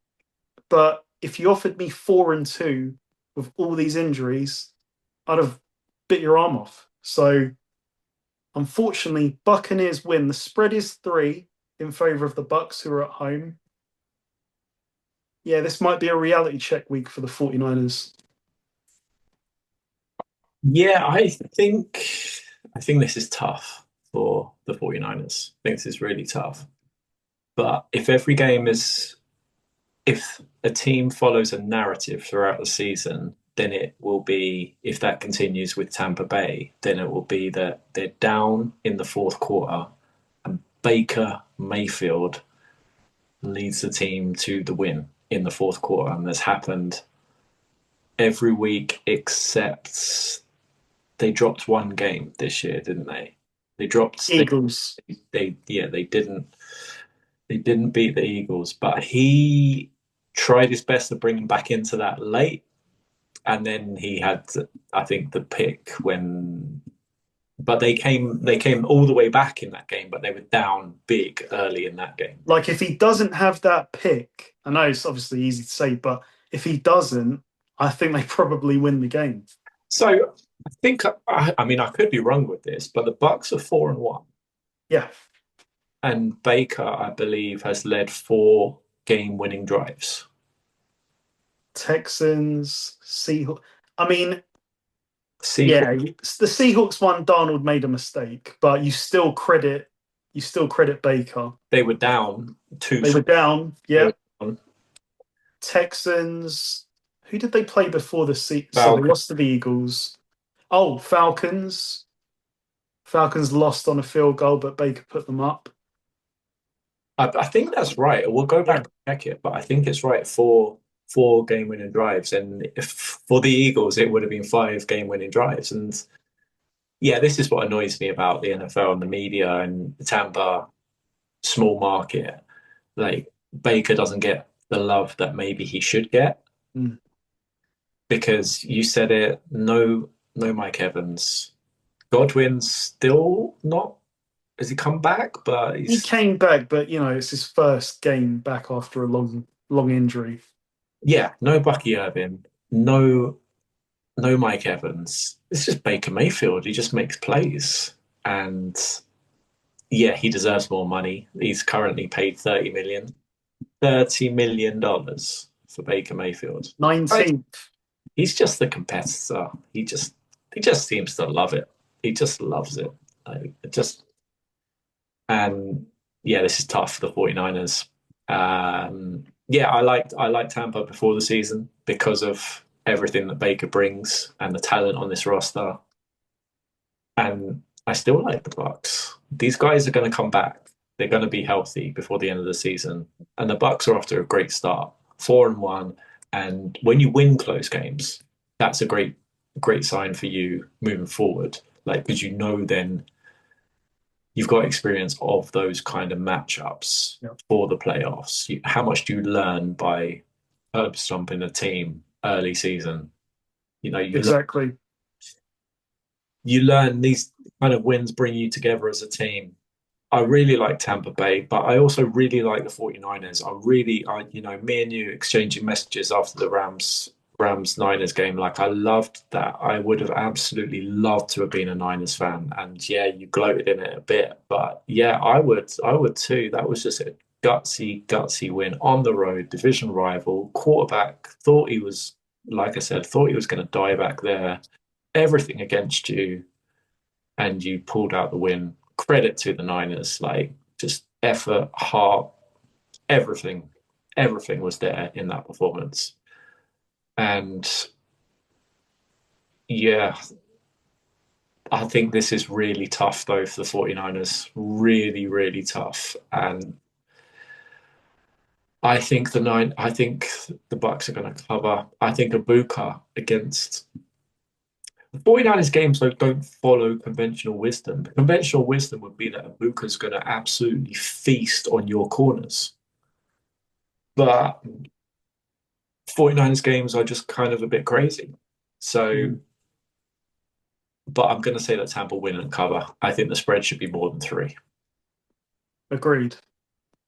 So after 8 games, I had the 49ers 5-3, and I think they can get there. There's better days ahead, like when we get some of these big names back. I Yeah, think it's just, playing the Bucks on a depleted team, like a severely depleted team, is not the same as playing the Rams, who you know very, very well, yeah, have the had a most lot of success against. rival on the road. Yeah, You don't get it. You're not fond of the Rams. Yeah, yeah. The all the chips are on the table for that game. exactly. Not so much in Tampa, but and it's tough. You can get up for a game and you can like use heart and effort for that kind of game, but then to back it up the next week against a team that you don't hate so much, I don't know. I think it's tough. I think it'll catch up to them a little bit this week, but I'm encouraged for the 49ers moving forward. Definitely. The And end was just really, really spectacular. Baker is petty, and he will find a reason to have a chip on his shoulder. And I think I know what it is.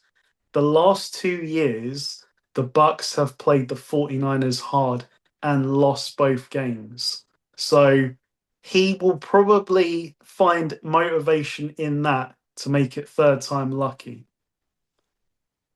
Right, on we go. Bengals at Packers. Over to you, Paul. So Joe Flacco could be the first. Joe Flacco could beat the Packers twice. Yeah, He has that chance. I yeah, I don't want to go on too much about this game. I think that this is a get right game for Green Bay, and I'd be really, really, really worried about the Packers if they don't handle the Bengals comfortably. The Packers D line and pass rush, Micah Parsons, hello Cincinnati offensive line. What a great matchup. Joe Flacco back there. Yeah, I don't know. I don't get it with the Bengals. I don't want to go in too much to that decision. I think that that's not the right decision. And also, what's your future? What does that do to your future? I don't know. I don't know. It's not. I don't think it's an improvement. I don't think it's going to take you where you want to go this year. And then, so why have you even done it this year? exactly. Exactly. There's. I just don't get it. I think the Browns are absolutely laughing their head off when they received the phone call. Personally.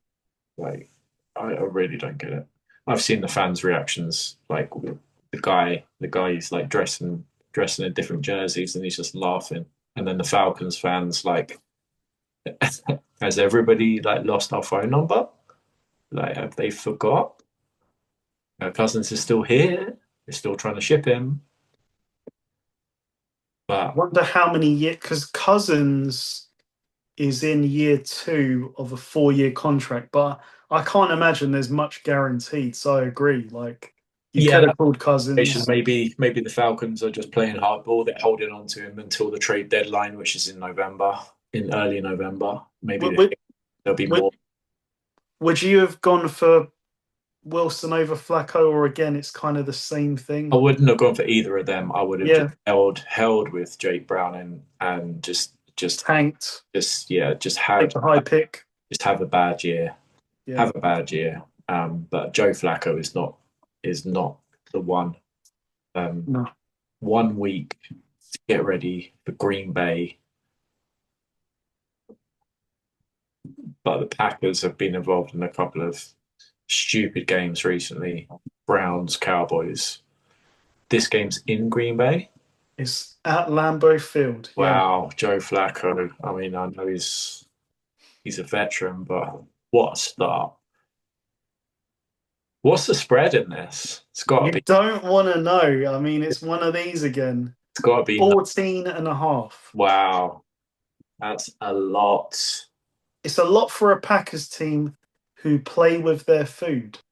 Yeah, and the Cowboys, the Packers defense was historically terrible against the Cowboys. Mm. Um, yeah, Packers win. Micah Parsons sacks Joe Flacco a couple of times. Joe Flacco. Bigger questions about the Bengals. What the hell are you doing? The irony that like Flacco might not make it through the game if and I hate to say that because I don't want him to get hurt, but it's the fact of the matter that I've seen this Bengals offensive line play. It's terrible. Like your quarterback has no shot. But it wouldn't surprise me if Flacco makes some big plays and then some dumb plays. That kind of, he's going to go for it. Like, he loves football, and that's why he's still playing. That's why he's, going to be happy to go to the Bengals and be a starter because he wants to play. But he is at the end, and I would expect some interceptions in this game. And as you said, some sacks. This definitely should be a get right game for the Packers. And I wouldn't be comfortable picking them to cover the spread, but certainly win the game. Alternate spread at maybe like 7. How much can Flacco learn in a few days as well? Like, okay, what does he have to learn? Like, you've got Chase, you've got Higgins, but you still have to learn the scheme. Yeah, Packers win. Let's move on. Sunday night football. What an interesting game this is. The Detroit Lions are going into Kansas City. This is what, three years since they marched in there on opening night and spoiled the party and beat the Chiefs. I just want to say about really Mahomes and Josh Allen, I'm just frustrated. I feel like these two have been taken for granted by their organizations. If you look at the supporting cast, and I know I'm a broken record with this, but I was sitting there yesterday thinking, do either one of them have a top 20 receiver? Like, forget top 10. Do they have a top 20 receiver? And I think the answer is no. You've got Burrow and you've got Hurts who have got, two top 20 receivers. I don't think that Josh Allen or Mahomes have one. So that is a frustration for me because I want to see these guys, have decent, I'm not asking you to overstack the team. They don't need to be, but can they get someone of note? Not you know, what Thornton, what is he? A Patriots reject? Kelsey's on the way out. I don't know. Maybe it will change when Rashee Rice comes back and we see him and Worthy together for the first time. But that's not this Yeah. week. This is the first. This is the last week without Rashee Rice, and the defense isn't as good as it was 2 years ago. I think so. I think the Lions pose a lot of problems for this team. I think you said it. The Lions haven't really played anyone on defense of note yet. They haven't really hit their full stride either. Well, I suppose they played the Packers in week 1 and it wasn't a good showing, but it was week 1. I think they are starting to get their mojo back. But even last week, I'd only give it like a 6 or a 7 out of 10. I just think that there's too many weapons though, and the Lions get up for these games. Like they weren't up for the Packers. Fair enough. Week 1, new coordinators. It's week 6 now. They were up for the Ravens. The Ravens defense is terrible and they had their way with them. This is not the Ravens defense, but it's not the Chiefs defense of 2 years ago. And I hate picking against 15 because that is scary, especially coming off a loss, an emotional loss against the Jaguars. But I'm going to do it. I'm taking the Lions to win this game. The spread, interesting. The Chiefs are favored by 3, but they're at home. I'm taking the Lions to win. I agree. I love that. I'm surprised that Kansas City, considering what we've seen, are favored by 3 against Detroit. And I think Mahomes cracks are starting to show a little bit. He's not quite as accurate as what he has been. He's he's missing some throws. Let's just be honest. He is missing some throws. And He's bottom 5 in throws over 20 yards. And I've been saying that for a while, that the deep connection has completely gone. yeah, yeah, and like you said with the guy from the Patriots, like they just find guys to make plays, but they're not devastating plays. Mahomes is their leading running back, leading rusher. That's that's not what you want. That's not winning football. And but the Chiefs haven't had a running game for I don't even know 5, 6 years. Yeah. Kareem Hunt and Pacheco, what is this, like year 3 or 4 with them now? Yeah, they've just been to me. The Chiefs have been papering over cracks for a while, and Yeah. now the cracks are starting to open. And when you're missing guys, when Kelsey's coming to the end, and then you've lost your two best receivers. I mean, they're not. I don't even think they're exceptional receivers NFL wide, but your two best receivers, then and Mahomes is not as accurate, and your offensive line is not as good as what it used to be, and it's not helped by the fact that Tooney's playing well for the Bears. You couldn't pay him to stay in town. I don't know. Questions, deeper questions have to be asked of the Kansas City general manager. Like, what is the plan here? What is the plan? Yeah, maybe Mahomes has been neglected, and maybe you just think you can just roll out any team with him at quarterback, and you're going to make it to the playoffs.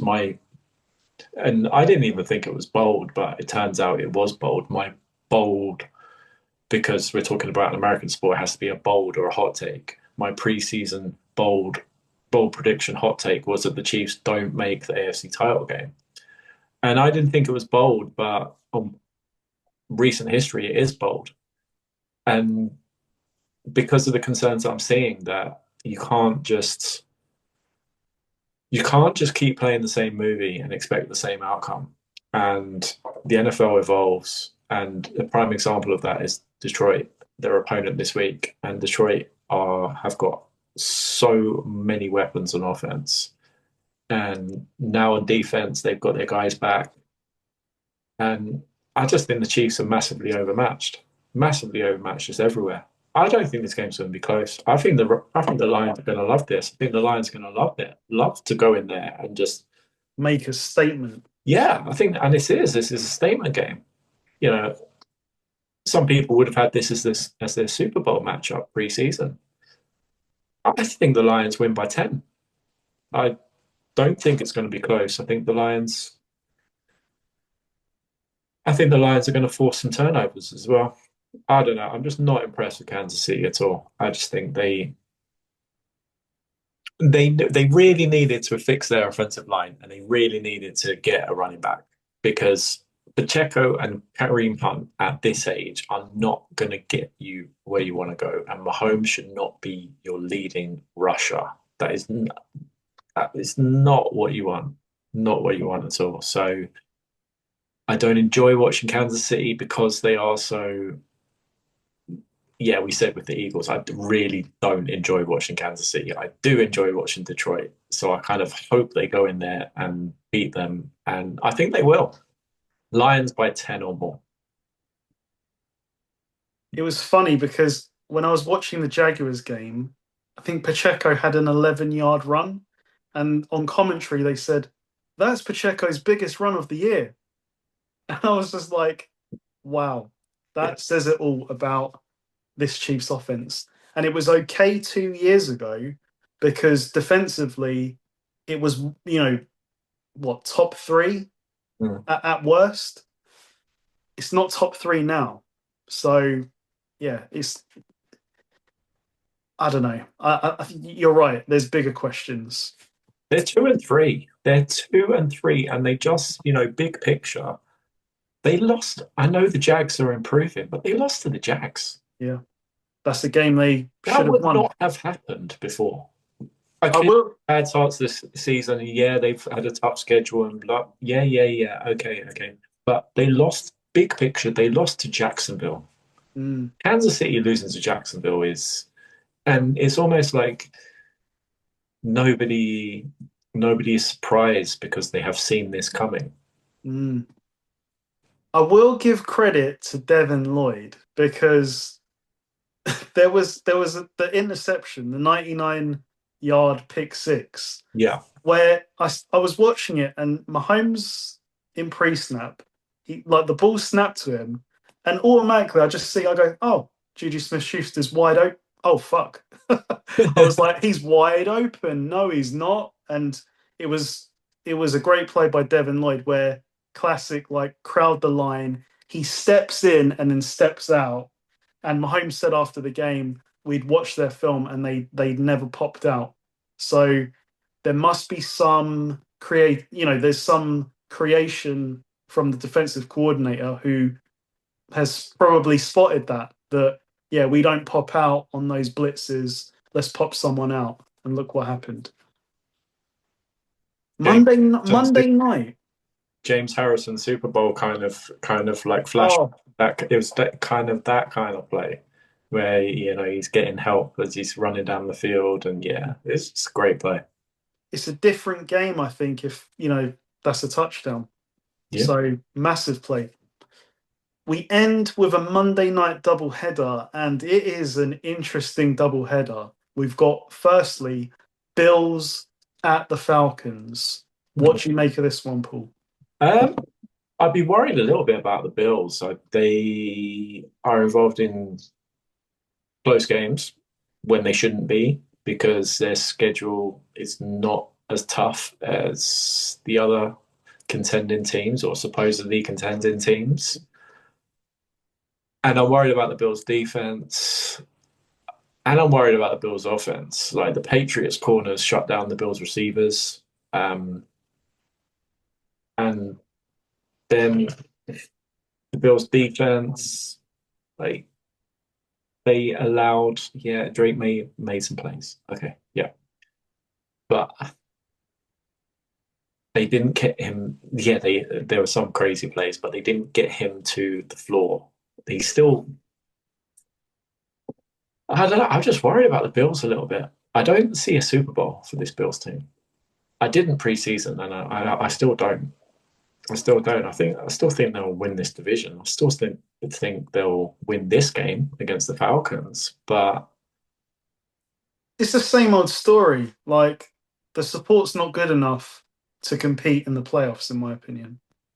yeah, Yeah, they might win a couple of games, but Super Bowl, you're going to hang your hat on Dalton Kincaid, Keon Coleman. That's who's going to win you a Super Bowl. I don't think so. yeah, And this defense. the defense is not good enough. The defense is not small up front or small compared to the rest of the NFL. And yeah, I don't know. I just got concerns for the Bills. If the Bills fans think they're going to win the Super Bowl with this team, I don't know. I don't see it. But I think they'll bounce back. I think they'll be annoyed with the way that they lost to the Patriots, and I think they'll handle the Falcons. It's in Atlanta.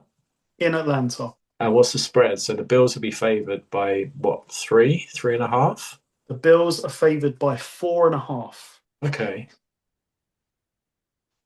I like Atlanta to cover. I like the Bills to win by three or four. So even if they win by four, then you've won. I think Atlanta will hang around. Bills are involved in close games. I mean, the Saints covered that historic 16 and a half point spread in Buffalo. It's in a dome at Atlanta. Falcons have bounced back a little bit. I don't think they're good enough to hang around with the Buffalo Bills yet, but or at least to win. But I think they'll hang around, and I think that Bijan will have a big game because you can run on Buffalo. Mm. I am very scared for the Bills in this matchup because of the last thing you just said. Bijan Robinson, maybe I don't follow Falcons media enough or NFL media enough. I don't think he's getting enough love. Like this guy is tearing it up this year. And while he doesn't have like electric speed, he's fast enough and Mhm. his cuts are crazy. And you've said it before, this the Bills trenches, they can get bullied around. And I think Bijan's gonna explode in this game in this, Monday night football setting. The thing that scares me is the quarterback play because it's very up and down with Michael Penix. But I don't think it's going to matter in this game. I think this is going to be a Bijan Robinson game. So I'm going to take the Falcons to win this. Wow. And it's crazy for me to ever, on a double, pick against Mahomes and Allen in the same week. But I'm going to do it because I'm not sold on this Bills team either. I've never been sold on them. And again, I'm a broken record with this team. Can we get Josh Allen a top 20 receiver? Can we get a notable pass rusher? Like, okay, yeah, you went and got Joey Bosa, but Joey Bosa is okay. It's not enough to win a Super Bowl with. And I'm going to say one loss leads into two losses on a short week. Is it a short week? Not really, no. Either way, the Falcons are coming off their bye week. They're fresh. And I just think this is a horrible matchup. Bijan Robinson versus this D line. I think he goes off. And maybe the quarterback play won't matter. So to round out week 6, what a way to round it out. The Bears at the Commanders. We return to the scene of the crime of the Hail Mary last year. And you think the Bears were 4-2 at Mhm. that point, and that absolutely broke them. Like Yeah. maybe their season fell apart from that moment onwards. And I mean, they're coming off their bye week. Jaden Daniels has been out for 2 weeks with a knee injury. You wouldn't have known it the way he played on Sunday. That was a very, very good performance, I thought. And I just want to say one thing that's been bothering me. All off season, all I could see was slander on my man, Debo Samuel. He's overrated and he's washed. Well, look who's making the critical plays for this team. He iced the game against the Chargers. He iced the game against the Giants. He's still valuable. And, you know, you and I both felt the same way about him, that he could be like a great addition for this team. Not, 1,500 yards, but critical plays. Yep. I don't know if they get Scary Terry back this week. And the Bears are coming off their bye week.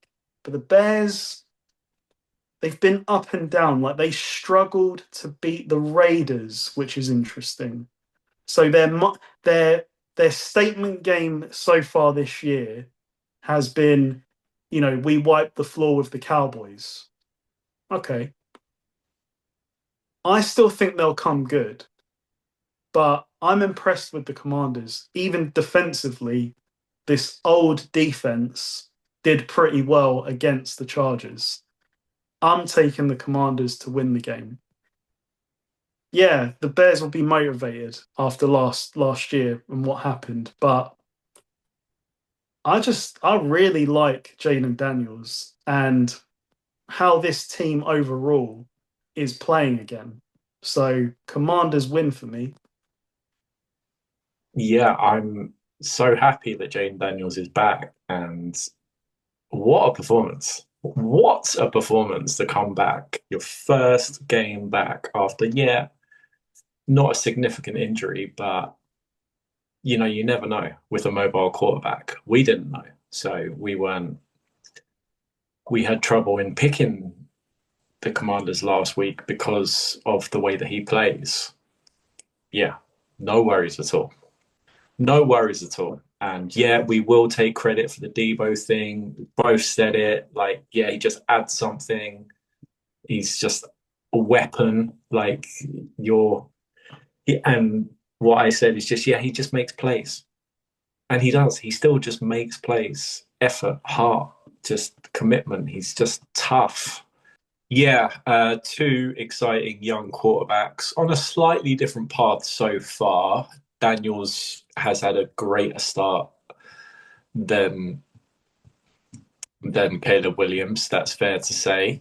Um, but yeah, just excited for both of these quarterbacks in a matchup against each other. But I think the Commanders are a greater than team than the Bears. And Daniels is back. We saw that last week. This Commanders team well coached, a lot of veteran leadership. Yeah, I just think they're a better team than the Bears, and I think they'll handle business this week. And I just hope Caleb just continues. It's hard for the Bears to win on the road, even when they play the Raiders. So it's really hard for them to go into Washington and win this game. Really, really hard.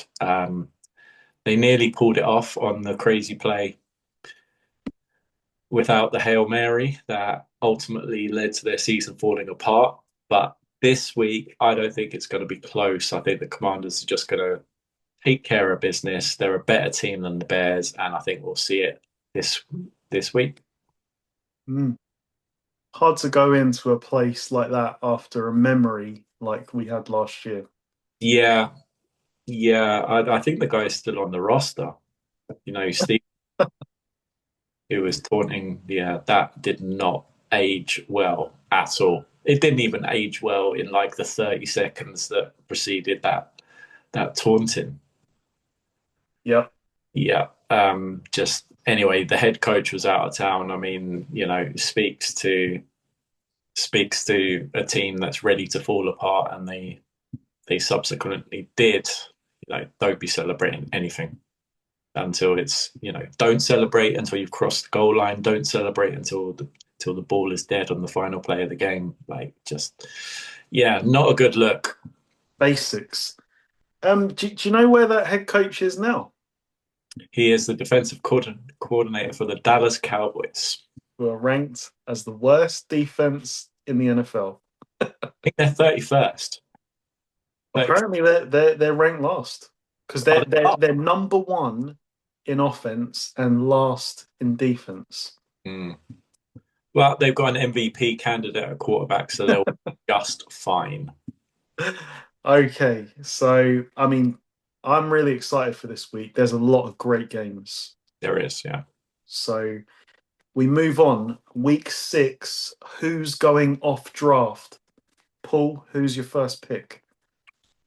I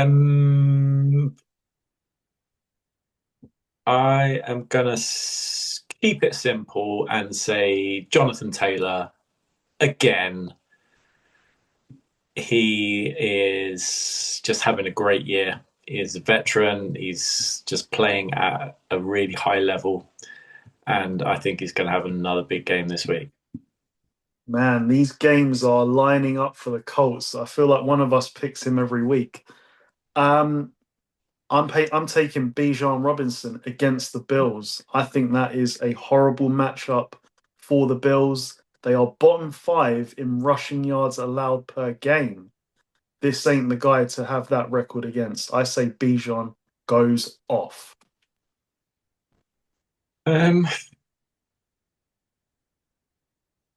Yeah, I was going to say someone like Bijan.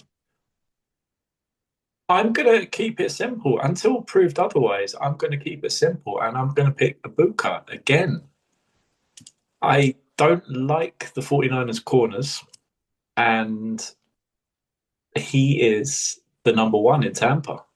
He's well and truly Baker's chosen target, and I think he's going to have a big game. Yeah, fair. So from one number one receiver to another, Puka Nakua against this Ravens lackluster defense, Stafford is, I think, will have a huge game, and it's going to run through Nakua, who had a modest 85 yards on Thursday night.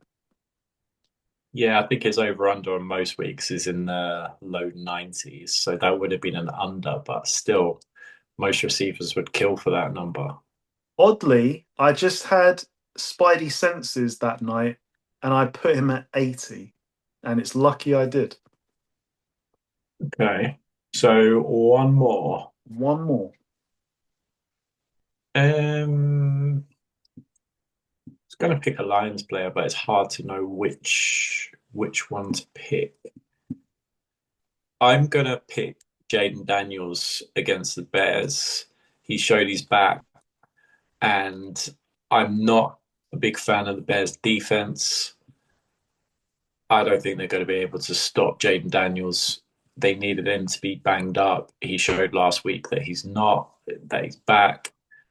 He's got the weapons around him. And I think he's going to have a big game against this Bears. I think they're going to kill the Bears.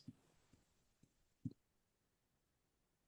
think this is a risky one because I think I've fallen into the trap that this guy's started well early, but I say bounce back game for Quinton Johnston against this lackluster Dolphins defense. Mm. You told me they can't cover anything, so that's been proven so far. I think that's another. This isn't a good matchup for them this week with the Chargers having no running backs and the ball having to be in Herbert's hands. I say he goes off. Yeah, and the Chargers are passing the ball a lot. There is a Dolphins corner. I can't remember the name, but there's a Dolphins cornerback who is allowing basically a perfect passer rating on targets thrown his way.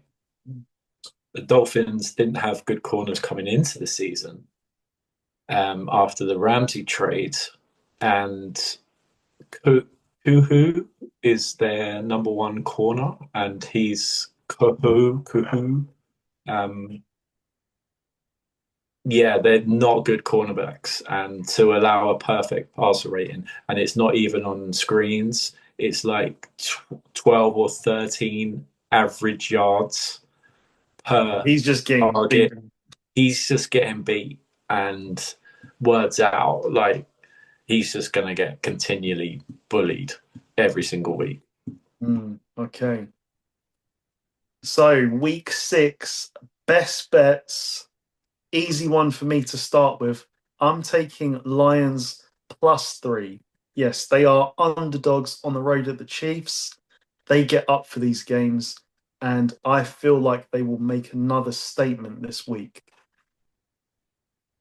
I'm going to say that the Colts, again, just a well coached, well run team, are just going to handle business. I'm surprised that the spread is only 7. So I think they'll comfortably cover that and just take care of business this week. Yep. I like this one. I think this is game of the window at the 1 p.m. window US. Seahawks Jaguars over 47 and a half. I think that that is light. I could see this being another high scoring game for the Seahawks and I guess the Jaguars. They've both been involved in them. So yeah, this is the game to watch. I say that this is the week that the Bucks win a little bit comfortably. I say they win by more than the 3 point spread. I think I think it's going to slightly catch up with San Francisco this week.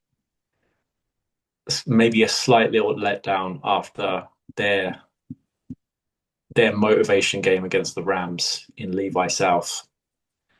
And yeah, I think the 49ers secondary is going to have a tough time against Baker and these receivers. So give me Tampa -3. Yeah, I think that's fair. I mean, it doesn't sound like the guys injured are coming back this week for the 49ers. So it's It's a tall order. So as always, we will finish off with the spin the wheel bet builder. What are we gonna get this week?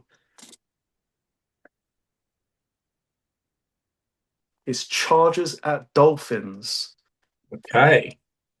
So right off the bat, give me Achan total scrimmage. Yeah, love it. He's always involved. I will take Justin Herbert passing yards because I don't know which way he's going to go with the two receivers, but I think as a team, they will have a lot of success against this Miami secondary. They can't rush the passer and they can't cover. And what does that mean? That means passing yards. And the Chargers with no running backs or their two starting running backs heading into the year banged up, I think they're going to lean on the passing game. And why would you do anything different against Miami? Well, to add to that, I'm taking Justin Herbert rushing yards because he's running a lot and there's no running backs. And as you said, they're going to probably torch them. But I say he makes a few runs. It's not going to be that high. I think around 20 mark, he's been hitting that a lot. Okay, let's do. Don't even know who plays receiver anymore for the Dolphins. So you still got. Waddle, Waller. Waller's hit his over twice in a row now. Okay, and his over will be pretty low. So first week it was 11 and he smashed that. Yep. Last week it was, I want to say about 23. Okay. Again, smashed it. Yeah, we'll go Waller. Waller total receiving yards. So that leaves us with one more, I'd say. So that gives, so we've got four there. Thing is, I don't trust Waddle because he gets hurt a lot, but he's going to get volume. So it's whether or not we think he can stay healthy or not. Was it you who told me about two rushing yards? So two rushing yards is always like 1.5 or 2.5. It was 1.5 on Monday night versus the Jets, and I looked it up last week. He wasn't there. They Oh, didn't offer a price, or they didn't even offer a yardage, so which was annoying. So they they got burned with that one. yeah, damn. That was a good one as well. Yeah. Haven't got any other Dolphins players. So it's got to be like Keenan Allen, McConkey, or Johnston. Mm. Like who's going to get like Keenan Allen is going to get the I'd say the median level of targets. So Yeah, it's whether or not Johnston gets the majority, and that means McConkey gets less, or vice versa. I think we should just keep it simple and just go like Chargers just to cover, or Chargers to win. Alternate spreads 2.5. The Yeah. spread's 4. Four's a dodgy number. Yeah, two and Yeah. a half. So them just to win by 3. -2.5 LA. I think they'll win. And they absolutely have to win. Desperation game. Yeah, if we're searching around for like a player prop, I was thinking 2 are under, but then Risky. If you just never know if they go way behind, yeah, whether he gets his empty calories. So yeah, I think he will go under, but I think I don't like unders because you could a couple of one broken play, one broken coverage. Yeah, it's risky. Okay, Okay. so shall we summarize that? We shall summarize that. So that is Devon Achan, total scrimmage yards, Justin Herbert, passing yards, Justin Herbert, rushing yards, Darren Waller, receiving yards, and Chargers to cover 2.5. Week 6, I'm excited after that chat. Like, there's a lot of good games, a lot of good narratives that are building for both of us. So Yeah. But both of our teams have had a great start to the season, all things considered. I know you're banged up, but I don't know if you can get a couple of guys back, then I think the future's bright. 100%, 100%. The fact that we got a win with seven starters out, that's a big deal. Mm. That one win could be huge later down the line. But your shout at the start of the season, what was it? 10 and a half was the number for the Niners. Yeah, It's gone up to 11 and a half. So, that's a good under number for you. yeah. I don't. Yeah, as you know, like 12's a lot, to be fair. I ride or die with my picks. I'm either like do incredible or just just like it's way off the mark. I just thought, yeah. Anyway, I thought that the 49ers would struggle to get to 11 wins with the schedule. I know the schedule is easy, but there's no such thing. And I thought with all the injuries that, yeah, it was going to be tough. But it's a long season. It ramps up now, though. At Bucks, home to Falcons, at Texans could be a revived Texans. So, like okay, if all of the guys are back, I feel good. But if they're not, which it sounds like they're not for at least the next 2 weeks, it's tough sledding. Yeah, So, yeah. and the last one I wanted to ask you about, the Ravens are sitting at 9.5. That feels like a stretch. I've heard their schedule is brutal. I know the start of their season was brutal, but I don't know their schedule. Obviously, they've got the division games, but Yeah. I suppose the Bengals should give them two gimmies, there's no but such you thing. never know. You No never know. for Yeah. Baltimore. There really isn't with how they're playing on defense. There's no such thing. I think. Imagine that on Thanksgiving night, main event, we're getting Joe Flacco against the Ravens. Like, I mean, that could be a great game with the way the two defenses are Well, playing. how long is Lamar supposed to be out? So it sounds like he's not practicing today. So I think he's out this week. Yeah, It's a hamstring as well, so they want to be careful. yeah. It sounds like they're trying to get him to play next week, but yeah, he's missed four practices in a row now. So to me, I would err on the side of caution.